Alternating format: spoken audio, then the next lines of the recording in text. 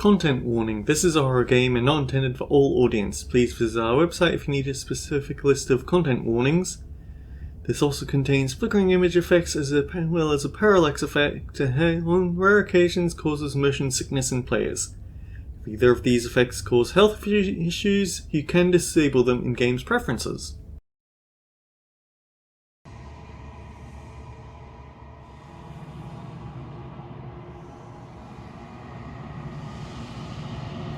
Huh.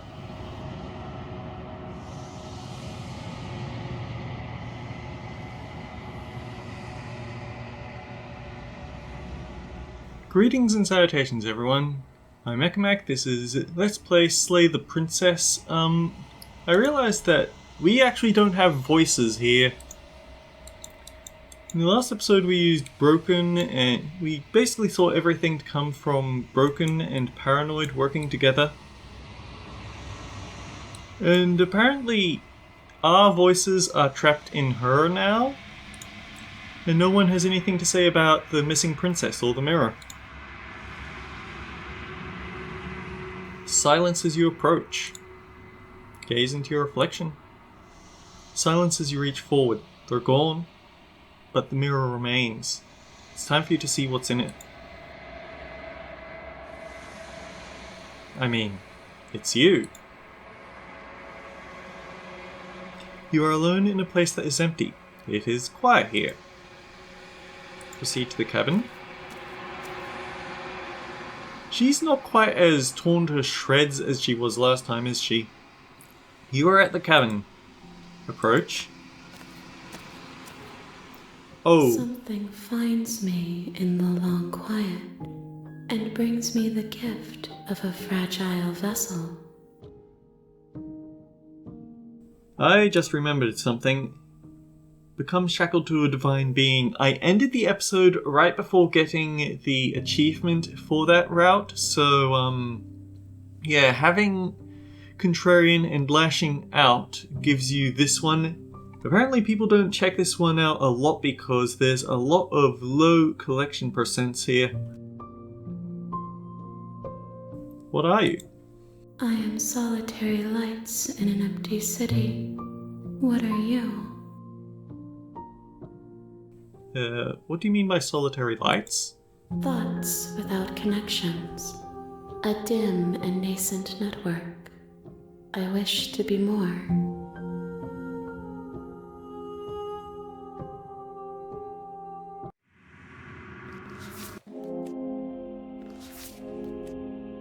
Yeah, she is definitely bigger in Apotheosis than she is in Tower. Although I don't think that was really up for debate, was it? I don't know what I am. I think that you are like me. We are oceans, reduced to shallow creeks. The gift of a fragile vessel? Yes. Nerves and fibers to feel the worlds beyond.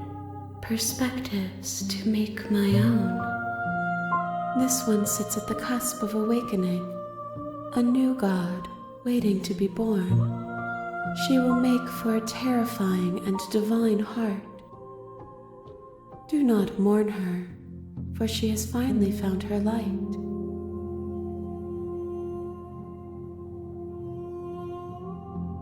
Do you know about the worlds beyond this place? I know only that they are.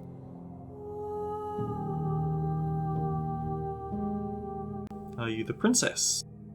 She is part of me, and part of me is her. I've got nothing to say to that. What happens now? Nothing, as we are. But I know that there are worlds beyond us, and that we are meant to reach them. There is no exit, but this vessel is a creature of perception. She can make you forget, if only you believe her to be able to. Bring me more perspectives, so that I may be whole, and perhaps then we will know our freedom.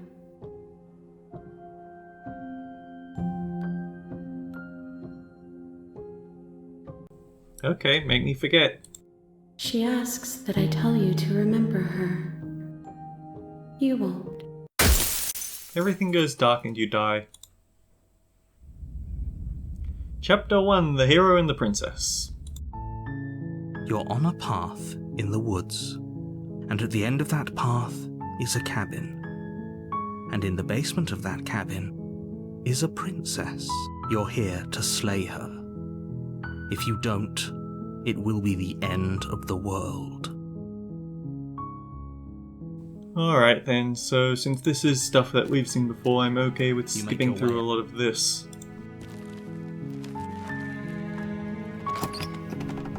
The interior of the door to the base. Hey, I think I'm here to slay you. You must. Okay, I'll see what I can do. You're only making this. Going to check upstairs, maybe the key's still lying around up there. Okay. Try the You door. try the door. Turn to the bottom of the stairs. You make your way to the bottom. Easier for whom? Save the princess. Fine. Against your better judgment, you Approach place the the locked blade. door. We won't have it. Warn her. Stop that. Something's come over you, hasn't it? You know you don't have to do this, right? Your body lunges forward, the blade held, but the princess dodges. Stop it. Stop trying to resist me. I'm Resist. the blade. Move the blade. As your body remains frozen in stubborn resistance, the princess takes a cautious step forward. We both know this isn't you. She nervously reaches towards you and takes the blade from your infuriatingly rigid hands. What are you doing? I'm sorry. I'll try to be quick. She plunges it into your chest, tearing through flesh and sinew. It is agony. But you aren't dead yet. Oh no! I'm so sorry. Stay strong. For her sake. Don't you start pretending that dying a painful death is some sort of heroic gesture. Whatever. She sinks the blade into your chest again and again and again, and you feel every inch of burning pain that slices its way into your body. I'm sorry. I'm sorry. She doesn't know how to use a knife, does she? Apparently not, though it doesn't matter how sloppy her blade work is, does it? A stab wound is still a stab wound, and it won't be long before you bleed out. I'm so sorry. With one last thrust of the knife, your legs give out beneath you. You collapse to the floor, your blood pooling around you, your limbs unresponsive. The princess stares down at your ruined chest as tears carve rivulets of pink down her blood-spattered cheeks. It can't just end like this, right? Oh, that's rich coming from you. As much as I'd prefer for things to have gone differently, I can't deny the reality of what's happened. The two of you made your choice. It's over. Everything goes dark. And you die. Chapter 2, The Damsel. You're on a path in the woods. And at the end of that path is a cabin. You're here to slay her. But I died. What am I doing here? I can assure you that you're not dead. And to answer your second question, you're here to slay the princess. I literally told you that a second ago. If he doesn't remember what happened, then maybe it's best to keep it that way. Yes, he didn't approve of us last time, did he? If we're going to save our beloved, we'll have to be sneaky about it. Our beloved? Yes, you'll have to be very sneaky about your intentions if you're going to try and save the princess. Ah, so all of the cards are on the table. We'll see about that. Whatever you do, just be sure to ignore him specifically. Sounds like he's the sort who'd sacrifice the whole world for a peck on the cheek. What can I say? A world without love is a world that isn't worth saving. Let's assume I'm telling the truth. This did happen. Why should I listen to you or bother doing anything? Those are two very different questions, but fine. I'll indulge you if that's what it takes to get you moving. let's say for a moment that this really is the second time you've met me, or at least a version of me. You died last time, which probably only happened because you didn't listen to me. Why did they disable the skip button here? You were the one who did us in, villain. Well, not you in the literal sense, but you did everything you could to stop us from rescuing her. Oh, I wonder why. Maybe it's because the entire world was at stake. No lone princess is worth that price. I beg to differ. I'm not going to argue with you. I'm just going to take a deep breath and assume that whoever is making the decisions here has the common sense to ignore your protestations. Anyway, I believe your second question was, what's the point of doing anything? If you're asking that, it sounds to me like you're making the rather dangerous assumption that your actions last time around didn't have any consequences. What do you mean? Of course there weren't any consequences. You forced the princess to kill us, and now everyone's right back where they started. That sounds pretty consequence-free to me. Yes, but in this purely hypothetical scenario, that begs the question of how you got back here. If it's the latter, what do you think happened after you died? Do you think the people there lived happily ever after? Or do you think that the princess, left unhindered, brought about the end to everyone and everything? She would never. She's a perfect angel that you cruelly imprisoned as part of some convoluted, dastardly scheme. Convoluted? I don't know how this premise could be any more simple. Princess bad, stop her, save everyone. Proceed to the cabin. A warning before you go any further. She will lie, she will cheat, and she will do everything in her power to stop you from slaying her. Don't believe a word she says. We already told you we're not playing along with your little game. It's your lies that can't be trusted. Her beauty is the only thing in the world we can believe in. I think we've already been over this. I'm pretty sure he just likes the sound of his own voice. I do, but I also speak from the heart. Sure, yeah, your passions are strong and all, but not everyone needs to hear them. Don't pay their bickering any mind. Focus on the task ahead. Proceed to the cabin. The interior of the cabin is clean and elegant, its stone walls draped in fine threaded tapestries, a prison befitting a royal prisoner. The only furniture of note is an ornate wooden table with a pristine blade perched on its edge. The blade is your implement. You'll need it if you want to do this right. You didn't say anything about the mirror on the wall. That's because there isn't a mirror. There's a table, the blade sitting on the table, and the door to the basement. There's nothing else in here. There's definitely a mirror. There isn't. I'm sure the princess would tell us there was a mirror if she were up here. In which case she'd be lying to you because, again, there isn't a mirror. Why would you lie about that? Exactly. Why would I lie about something so meaningless? What good would a mirror even do? Let you waste time preening yourself instead of doing what needs to be done. Approach the mirror. You walk up to the wall next to the basement door. It's a wall. There isn't much to see here. This really isn't funny. Wipe the mirror. You reach forward and rub your hand against the cabin wall. I hope you know how ridiculous you look right now. But it was there a second ago, and now it's gone. Pity. We could have a feather out of place, and now we'll never know. We can't gallantly sweep her off her feet if we have a feather out of place.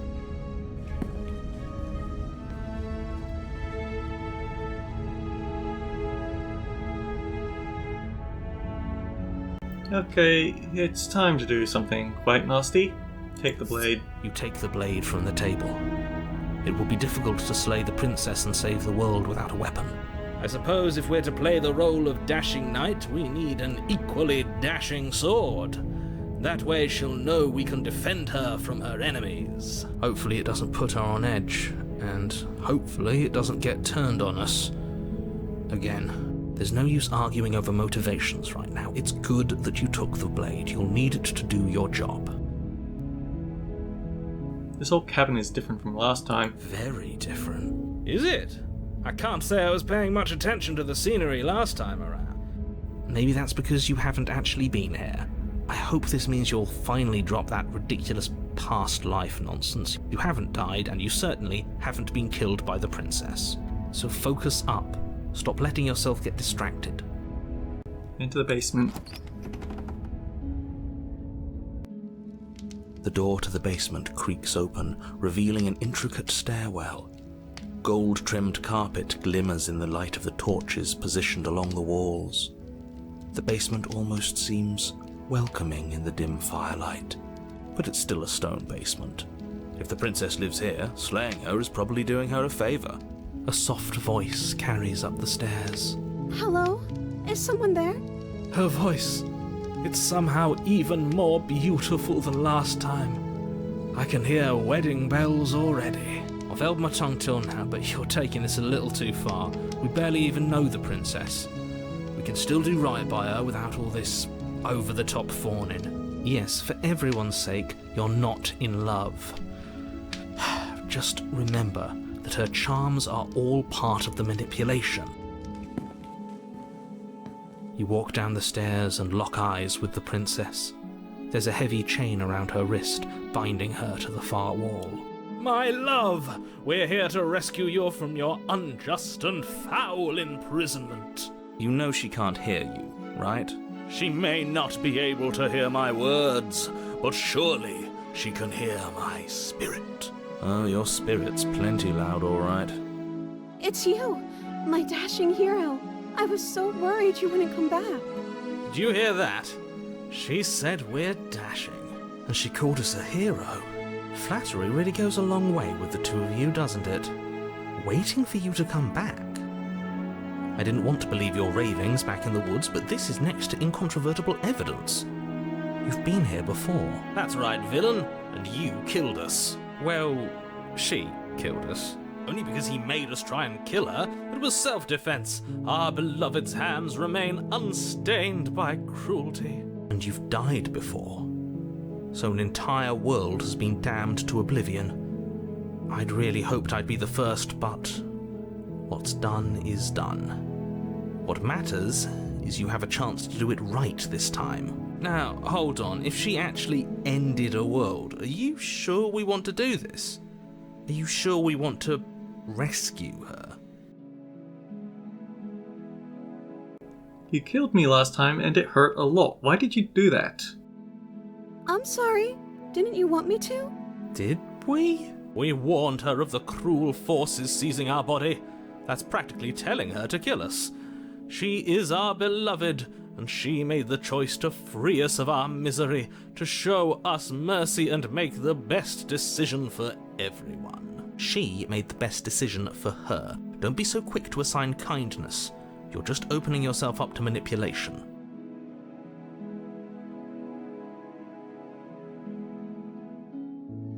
Okay, what?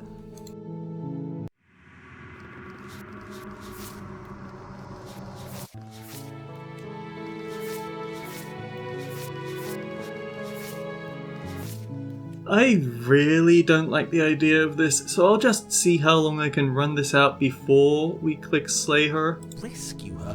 What are you talking about? Did you forget that she's a world-ending monstrosity? And even if you wanted to unleash her onto the world, despite the complete moral disaster that would be, you'd have to get her out of those chains. Good luck with that. Don't you see how dainty her hands are?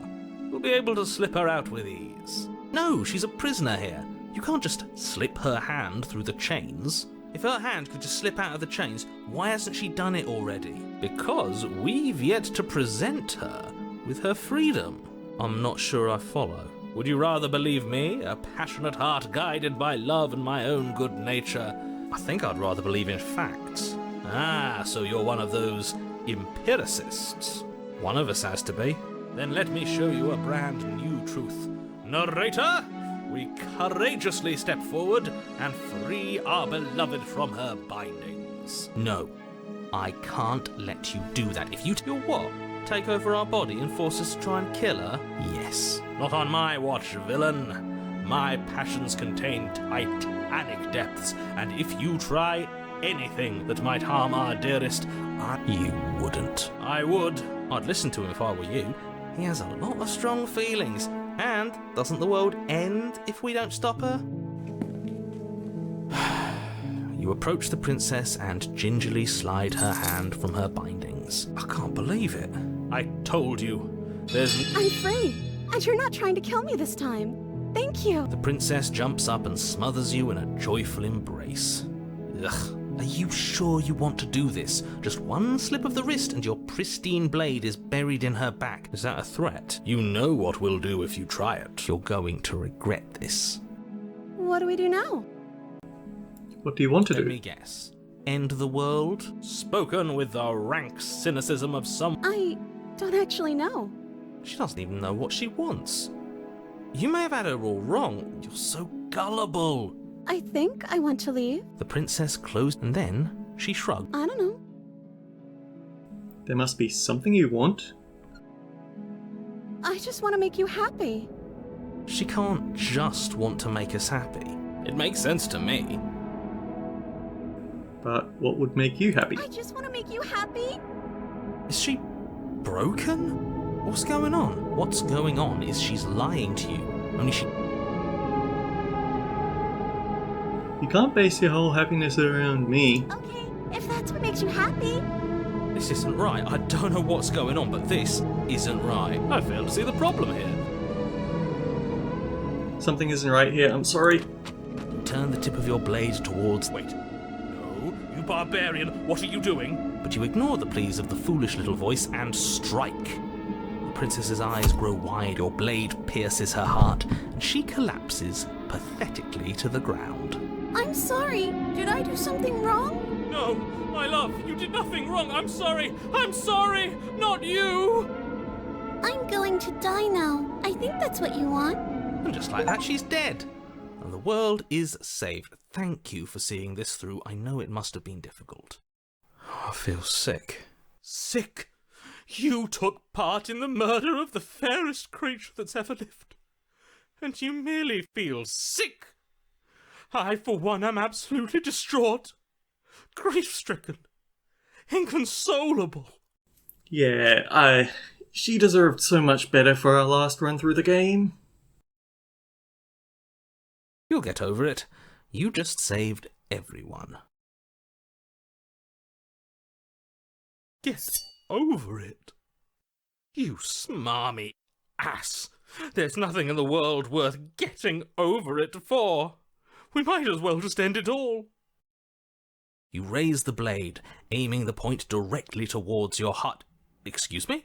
No, you absolutely do not do that. Yeah, let's not make any rash decisions. We should give ourselves a minute, take a deep breath, and...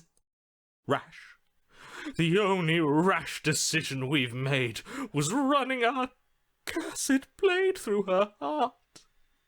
This is far from rash. This is measured. This is the only thing left for us to do now that she's gone.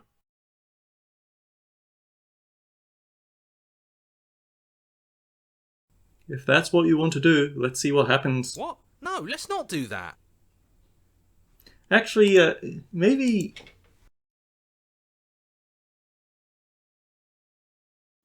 I'm the one who makes the decisions. I say no. Exactly. You're not doing this. All of you may have previously thought that my passions were too great to stifle, but those were merely passions of joy. My passions of sorrow run deeper than the ocean itself, and you'll find that they are far more unstiflable. Haven't you? Haven't you all? I don't believe this. It's not that surprising considering what he did to get us to happily ever after. What? What don't you believe? You plunge the blade into your own heart and collapse to the floor. You can't be serious. Why are you helping him? I'm not. He just made it happen. I'm sorry. That's right. You're all sorry. Everything goes dark, and you die. Chapter 3, The Grey. You're on a path in the woods. You horrid monster. Do you think just because we've returned to the woods you've earned my forgiveness? Our beloved had best be alive and well when we return to the cabin, or you'll never know the end of my wrath. So yeah, I think even though there's not much time in the episode, we're going to stretch this one out because I don't particularly want to stick around with this. She won't be alive and well when we return to that cabin, because she's dead. We killed her. You killed her. And so I killed you. And you clearly didn't do a good enough job. I'm still here. Oh, and I'm still here too. If you lot get to be blessed with seemingly eternal life, that must mean she's still there, waiting for us to throw ourselves at her feet in remorse. I doubt it. I think I'm better at killing than you are. So you've been here before. Of course you've been here before. What count is it this time? 2? It's our 3rd. What gave it away? Your open discussions. I couldn't care less what he knows. Every second we stand around arguing in the woods is a second that I'm anxiously worrying about her. Take us to the cabin and take us there now. With each passing moment, our relationship may be damaged even further, though I fear the rift between us may already be permanent. And if it is permanent, then what? You'll kill us again? Oh, you just wait and see. My vengeance will echo the depths of my bereavement. Don't provoke him. I prefer if we didn't die again. I'm not fond of dying. Why not? You've already done it twice. It was unpleasant.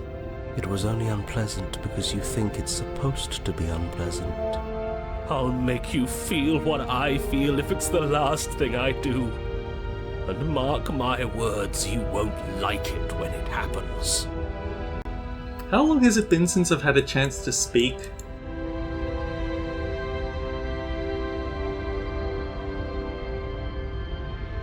This far back. Oh, how exciting. I'd love to see you try. Can I? Well, I'm not just going to try. I'm going to actually do it. Nope, narrator, you don't get to speak either. I'm looking forward to it. Good. I am too. Can I talk now? Yes, I can. Great. Now that you're listening, let me remind you that if you're here in the woods, it means that the princess is not dead, and that her very existence currently poses a direct threat to the entire world. We haven't talked enough about how different this place is. It wasn't different last time. If this isn't the same path in the woods you're used to, that means that her influence is already spreading and you're running out of time. Wait. But if her influence is spreading, that means there's hope. That means our beloved is waiting up there for us, ready to make amends. Yes, I already told you that she's alive. Don't mind him. I don't think he's doing too well. I'm doing better than any of you. I'm doing great. She's alive. Influence doesn't require life. But if things restarted, why wouldn't she be alive? Who said they restarted? All they've done is changed. I shan't listen to the vile mutterings of you serpents. Onward! Our living, breathing princess awaits us. What if we just don't go to the cabin? She'll find a way out eventually and the world will still end. The only way this resolves is if you find her and slay her before that happens. Again he makes her out to be a monster. I'm tired of all this slander. She's never hurt anyone in her life except for us, and that was our fault. We don't know that. She could have done all sorts of things we weren't around to see. Turn around and leave, go to the cabin. I'm fine with either. So long as we don't just do the same thing again. That would be boring.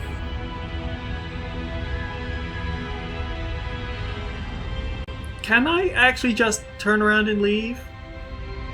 You can't run from your consequences forever. One way or another, you'll have to face what you've done. Let's see what we can find. It's bound to be more interesting than doing the same thing over again. No, it looks like we're just going to upset Omni Princess, which, granted, is something new. Wait, something isn't right. Can you still hear me? You're supposed to wind up at the cabin, but everything is getting fuzzy. What's going on? Where are we? I don't know. but it feels like home. Of course, oblivion is what we deserve.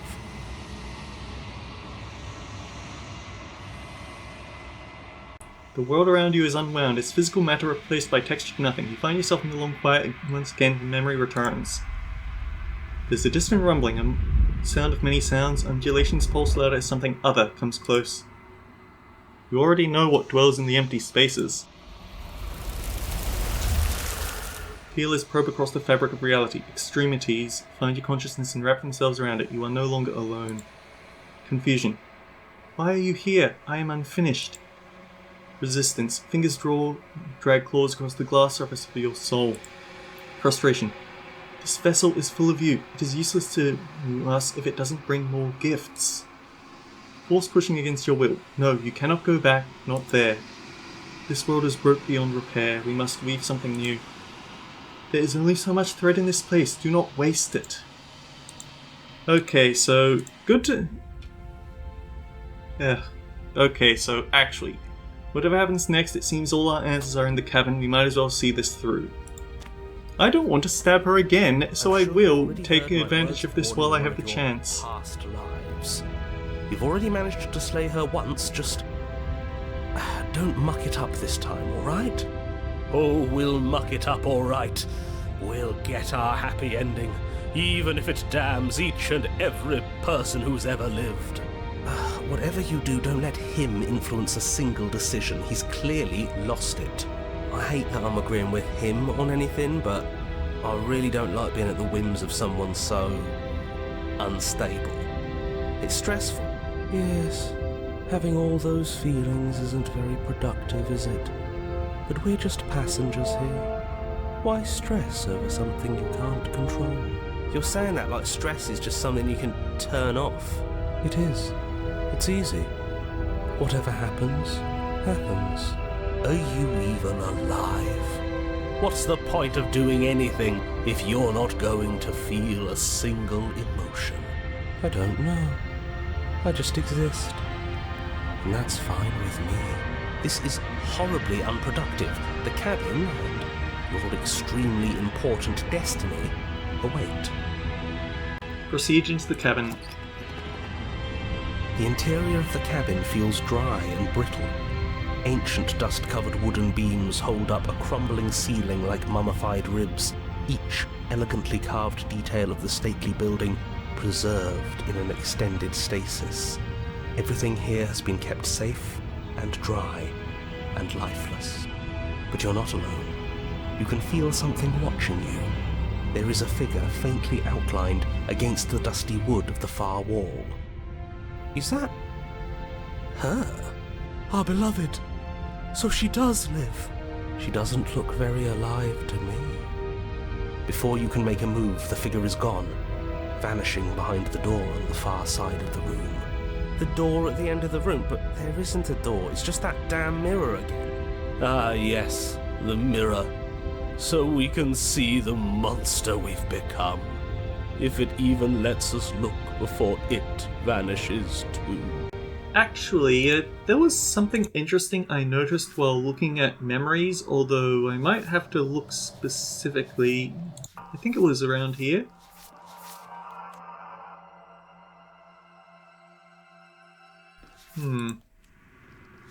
It was one of the chapter 3s, I think.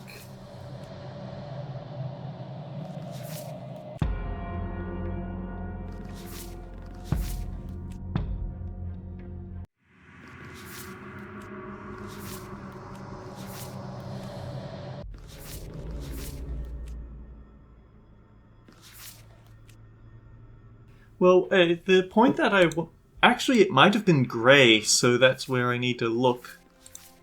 Yeah, if you check the memories tab, it never has the mirror in it, so you can actually see the doors that the narrator talks about. The mirror? Is this some kind of joke? Did you all plan this out before dying? There is no mirror. There's the door to the basement, the table, and the pristine blade. That's strange. There's supposed to be a pristine blade. Why isn't there a pristine blade? Maybe it's gone because we've already killed her with it. Perhaps it's gone because an oh-so-deserved guilt has started to worm its way into each and every one of you. Perhaps all of you do feel just as bad as I about what we've done. Though if you felt the oppressive guilt I feel, we would have manifested that weapon directly into our heart. That would have been a very short chapter, though. I suppose it doesn't matter why the blade is gone, but you're going to have to find it if you're going to do this right. So why don't you march over to that door and make your way down to the basement? But there's no door. As if something as flimsy as a missing door would stop us on our sacred quest. Cross the room, find our way back to her, make things right. You're clearly hallucinating, but I'd rather not get into it with you right now. The door to the basement is on the far side of the room, whether you can see it or not. Approach the mirror. You make your way to the door at the end of the room, stopping just in front of it. You must think you're looking at that mirror you mentioned earlier, the one that doesn't exist. Just reach forward and open the door. It's still so hazy. We should try and clean it off. Yes. Trying to touch it does seem to be the magic spell to get it out of our way. Wipe the mirror. It's time for all of you to see what we've become. You reach forward and place your hand on the door to the basement. The handle is just a little to your right, and a little down. So much for our reflection. We didn't need to see ourselves anyway. I'm much more interested in seeing other things. I see. We are too hideous for even a mirror to behold. We can only hope she might still see some good in us. No way left to go but down. Into the basement.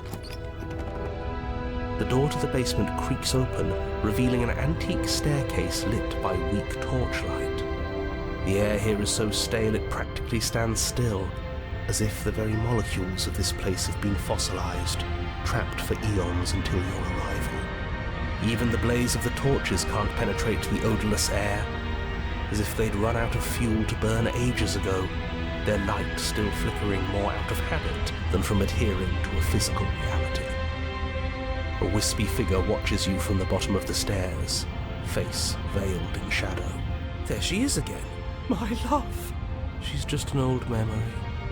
Your eyes lock for a brief moment, then she vanishes around the corner.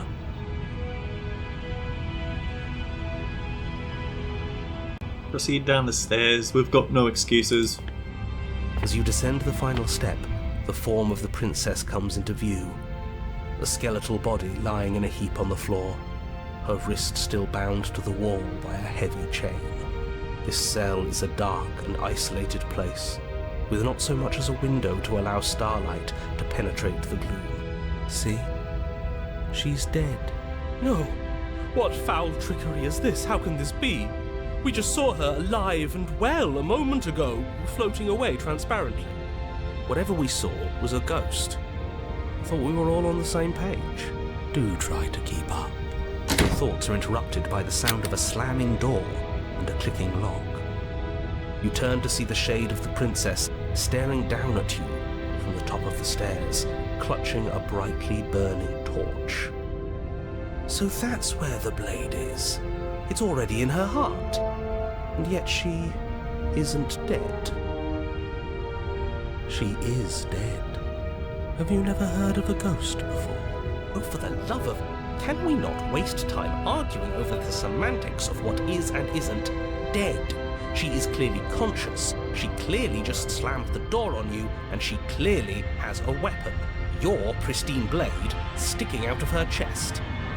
This is extremely bad. Catastrophic, even. Yet, dead or not, what are we supposed to do about her? Slaying or destroying, if we want to be a little more death neutral, seems off the table.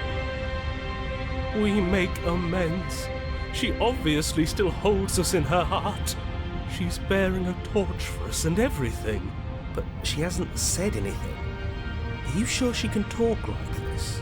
You came back. I missed you. That angelic voice. I missed you too, my beloved. You sure snapped back to your old self quick. Yes. Seeing her dazzling countenance again has reignited the warmth in my heart. I have found it in me to forgive the sins this body has committed. We can have our perfect romance after all. This is a bad place. We're supposed to be together, but it keeps making us hurt each other. The torch falls from the princess's hand and bounces down the stairs. It'll be so much better when it's gone. The skeletal wood of the basement, perfectly dry after uncountable years of desiccation, immediately catches fire. Yep, I knew this death was coming. She's trying to kill us. A misplaced escalation of her passions, but clearly she still cares for us. I say we burn with her. Why did you close the door?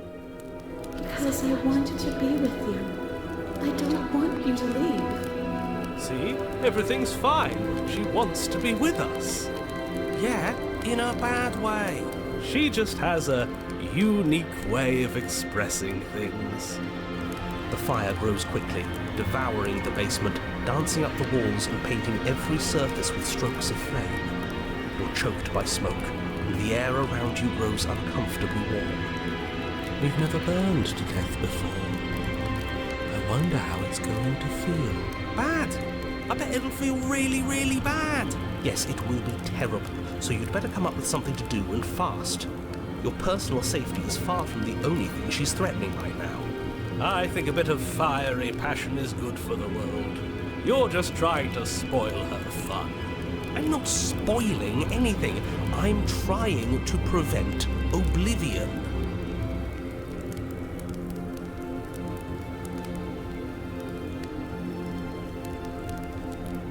I'm gonna burn.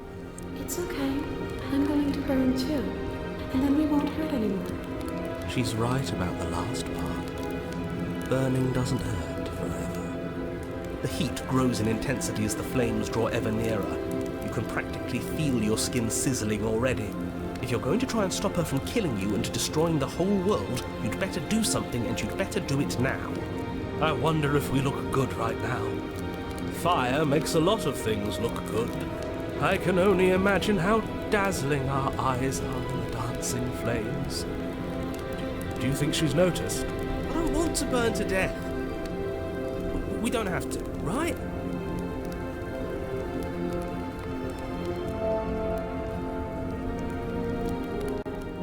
Rush to the door. As you rush up the stairs, the entire cabin erupts into a raging inferno. You ignore the princess, throwing yourself headlong against the door, bashing at it with your clenched fists in a vain attempt at freedom. No use. You're stuck here. Your skin starts to rot. As layers of you peel away into raw, seeping burns, you feel a hand on yours. You turn to see the princess, face bright and smile wide with manic affection. She clutches you close to her chest, watching with loving eyes as the flames eat you away, bit by bit. The pain is unbearable at first. Every inch of you screams as your flesh is stripped away, your muscles stiffening as they're cooked, your blood boiling in your veins. But it isn't long before the flames take your nerves, and with them, your ability to feel much of anything. See? That wasn't so bad. It was so bad. But somehow, nothing is so much worse. You'll get used to it. There are still the feelings of the heart. Those never go away. Yeah, not a pleasant thing to be taking up the entire screen, is it? Oh, they always do in the end. You just haven't experienced enough. Eventually you'll want them to stop too. You'll make them stop. Trust me. The princess's smile never fades. Her skin peels away, and then her muscle, until all you can see is her charring skull, locked in an eternal grin. It's very romantic, really. We got our happy ending after all. We can die happy.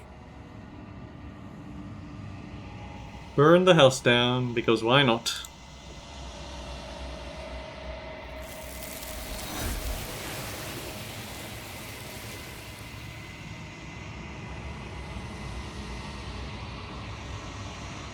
Despite your best efforts, you do not die. It's time for you to leave because memory returns. She's gone. Where did she go? Should we try and find her? And there's that mirror again. Why is it here? Why now? Actually, something I haven't tried is completely ignoring the mirror and seeing what they have to say about it when we get to the Edge Beyond Time. I think next time I will actually see what that's all about. It's gonna be okay, just trust me. But it feels so bad. Like looking into it right now is going to be the end of everything. Yes, I fear that we won't like what we'll see. What if we just sit here and preen for a while? That can't hurt, right? You don't need to comfort them. I'll see you on the other side, it's going to be okay. Okay. If you say so. We'll trust you. She'll be there waiting for us. I just know it. Whatever makes you happy.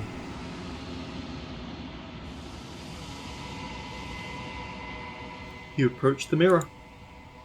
Gaze into your reflection. Silence as you reach forward. They're gone once again. The mirror always makes them leave, but you need to see what's in it. You've grown. You find yourself in the long quiet once again. Proceed to the cabin. You are at the cabin. Next time we find something more pleasant to do than this because, ugh, she deserved so much better than what I did.